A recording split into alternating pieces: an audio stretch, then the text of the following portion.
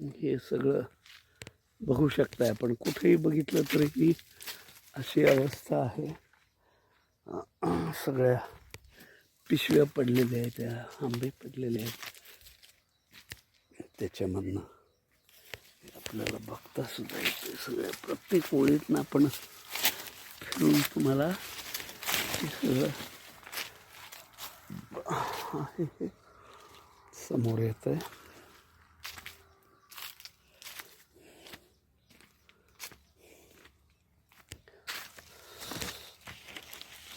ही झाड एकीकडं आणि आंबे त्या झाडापासून खूप लांबपर्यंत पडलेले आपल्याला बघायला मिळत आहेत. असं आणि आंबा साईज म्हणाल तर आपण कल्पना करू शकत नाही अशी साईज आहे ह्याची. हे सगळं जे पडलेलं आहे ते पूर्णपणे आपल्याला बघता येईल.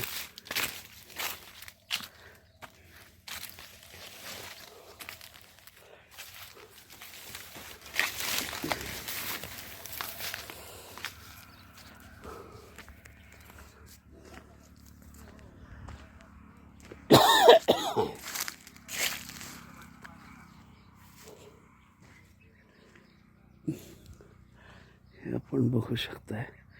काल 5 वाजता झालेलं हे वादळ आहे आणि ह्याच वादळानं आपल्याला उद्ध्वस्त करायचं काम केलेलं आहे. हां आलो.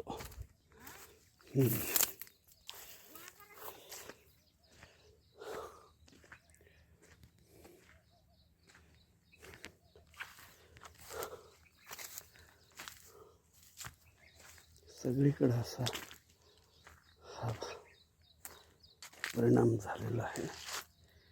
एकीकडं ह्या पावसाचं थोडंसं समाधानही वाटतं आहे की जी आमची झाडं 1000वर झाडं जळून चाललेली आहेत त्याला कुठंतरी थोडासा बुडत्याला काडीचा आधार म्हणतात तसं ते वाटतं आहे. आणि दुसरीकडं हे जे सगळं वर्षभराचं केलेलं सगळं हे पूर्णपणे मातीमोल झाल्यासारखं दिसत आहे.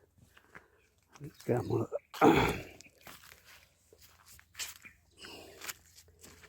त्याही वेळेला वाटायचं की कुठंतरी ह्या वर्षी आपण थोडंसं त्या परिस्थितीतनं बाहेर निघू. हे आता जे असं एका ठिकाणी गोळा करायचं चाललं आहे, एका ओळीतलं एका ठिकाणी असे ढीग मारायचं चाललेलं आहे. आपण बघू शकता आम्ही सकाळपासून दोघंजण नवरा बायको ह्या बागेमधनं हे जे सगळं पडलेलं आहे ते गोळा करायचं काम करत आहे. नुकसान तर प्रचंड झालं आहे आणि त्यामुळं ह्याच्यामध्ये दुसरा पर्याय राहत नाही की नेमकं ह्यातनं आपण कशा पद्धतीनं बाहेर पडायचं. राजानं मारलं आणि देवानं झोडपलं, निसर्गानं झोडपलेलं आहे. आता त्याच्यामधनं हे ज्या गोष्टी आपल्या आवाक्याच्या बाहेर चाललेल्या आहेत त्यातनं कसं बाहेर पडायचा हा एक विषय आहे. हे असं प्रत्येक झाडाजवळ एवढं माल पडलेला आहे. आता हा माल तसं म्हटलं तर बाहेर कुठं देता पण येत नाही कारण थोडंसं डॅमेज होत असतो हा खाली पडलेला आंबा. त्यामुळं बऱ्याच गोष्टी आहेत अशा मी असं सगळं गोळा करून एका ठिकाणी ठेवायचं आणि मग पुन्हा ते पुढं न्यायचं असं आहे.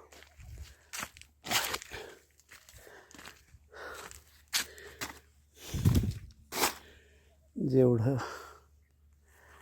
थोडंसं वाटत होतं की ह्याच्यामधनं आपण थोडं व्यवस्थितपणे बाहेर पडू किंवा आता झाडावर फार कमी फळं राहिलेली आहेत ती जे त्यातनं पुन्हा आम्हाला उभारी देऊ शकतील. पण आज ह्या वादळी परिस्थितीत रेट पण खाली येतो आपण किती प्रयत्न करायचं म्हटलं तरी आता लगेच हा मार्केटला नेता येत नाही. त्यामुळं काही गोष्टीच्या मर्यादा ज्या आहेत आपल्याला त्याही आपल्यासमोर आहेत.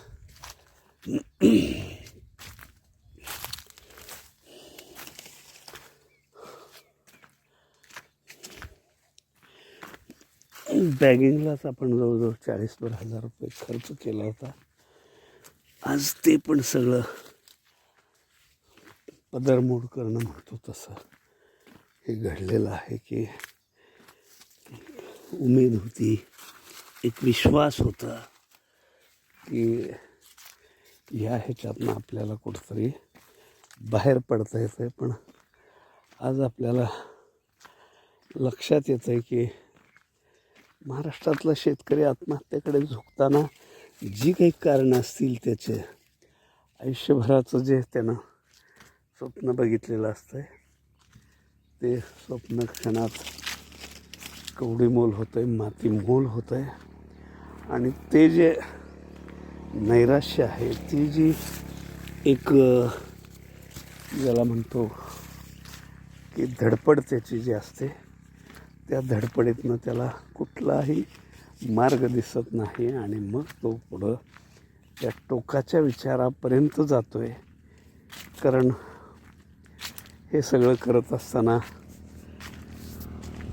तो कर्जबाजारीच झालेला असतो आणि ह्या कर्जबाजारीपणालाच तो कवटाळतो आणि आपलं आयुष्य नष्टही करतो. आपण त्या शेतकऱ्यांना उभारी देण्यासाठी म्हणूनच ह्या बागेचा एक वेगळा आगळा प्रयोग केलेला आहे. मोडून पडला संसार जरी मोडला नाही कणा, पाठीवरती हात ठेवून नुसतं लढ म्हणा, नुसतं लढ म्हणा, ह्याच भावनेनं आपण हे काम करत होतो, अजूनही करतोय, करणार आहे. पण जी उभारी, जी उमेद आपण म्हणू, ती कुठंतरी तुटल्यासारखी वाटते. आणि त्यातनं थोडासा जो आशेचा एक किरण आपल्याला दिसतो तो आदर्श फाउंडेशन पुणे मुंबई ह्या फाउंडेशनचे जे पदाधिकारी आहेत, पुराणिक साहेब आहेत, अनिल कुलकर्णी अध्यक्ष आहेत, बाडकर साहेब आहेत, राजीव बाहेते आहेत, ह्या मंडळीच्या थोड्याशा आधारावर, ज्याला आपण म्हणू की बुडत्याला काडीचा आधार, तशा पद्धतीचं हे थोडंसं आपल्याला दिसतं. आणि मग त्यातनं आपण पुढं जायचा प्रयत्न करतो आहे. बघू काय घडतं आहे, कसं घडतं आहे. ह्यातनं खचून न जाता ज्या गोष्टी घडलेल्या आहेत त्याच्यावर फारसा विचार न करता पुढं आपल्याला नेमकं कशा पद्धतीनं जाता येईल ह्याचाही कुठेतरी थोडासा विचार करून आपल्याला त्या गोष्टीवर आपण काम करावं लागेल. हे आपण बघू शकताय. प्रत्येक झाडाच्या पिशव्या अशा सगळ्या खाली पडलेल्या आहेत. त्या आंबा सगळा ज्याला म्हणू आपण अंथरूण होणं, प्रत्येक झाडाजवळ सगळं हे खाली पडलेलं आहे. कुठंही असं दिसत नाही ज्याच्यामध्ये झाड सगळं व्यवस्थित आहे. आणि त्याच ह्या विचारातनं सकाळी 6 वाजल्यापासून आपण बागेतनं वेड्यासारखं फिरतो की त्यातनं आता आपल्याला कशा पद्धतीनं बाहेर पडता येईल. अजूनही वादळाचे सगळे दिवस समोर आहेत. थोडाफार जो राहिलेला आंबा आहे ते आता एखाद्या व्यापाऱ्याला बोलवून जे काय दर मिळेल किंवा जो काय त्यातनं जे 2 पैसे खर्चासाठी उपलब्ध कसे करता येतील त्याच्यावर आपल्याला विचार करावा लागेल. आणि ह्या बागेच्या पुढच्या नियोजनासाठी थोडंसं काम करावं लागेल.